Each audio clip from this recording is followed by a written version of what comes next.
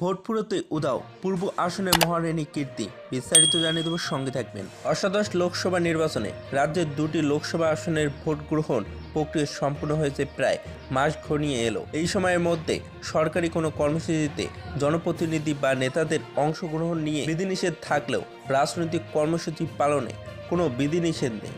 লোকসভা নির্বাচনে ভোট গ্রহণ প্রক্রিয়া সম্পন্ন হওয়ার পর রাজ্যের মূল শাসক বিজেপিকে কয়েকটি বিষয়ে ময়দানে সরব থাকতে দেখা গেছে এবং আগামী 18 মে গোটা রাজ্য জুড়ে কর্মসূচিতে ডাক দিয়েছে। কিন্তু সরকারের অপর দুই শরিক তীব্রমাত্রা এবং আইপিএফটির কোনো চিহ্নই নেই।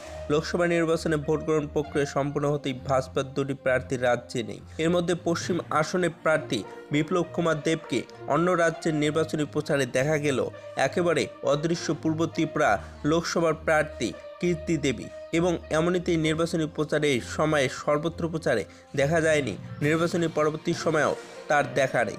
তার জন্য পূর্ব আসনের অধীনে 30টি বিধানসভা কেন্দ্রে ভাজপা তীব্রমাত্রা ও আইপিএফটি দখলে কর্মীরা এতটা শ্রম দিল, অথচ তাদের সাথেও সাক্ষাৎ করার কোনো খবরই নেই। এমনকি তিনি যে রাজ্যের বাসিন্দা সেখানে বিজেপির হয়ে প্রচারে রয়েছেন এমন সংবাদও নেই।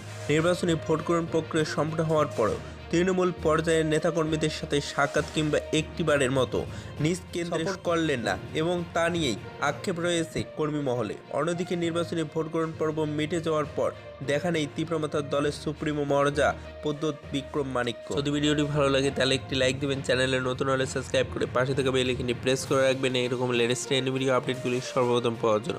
বিয়ার রিপোর্ট, এজ অফ বাংলা।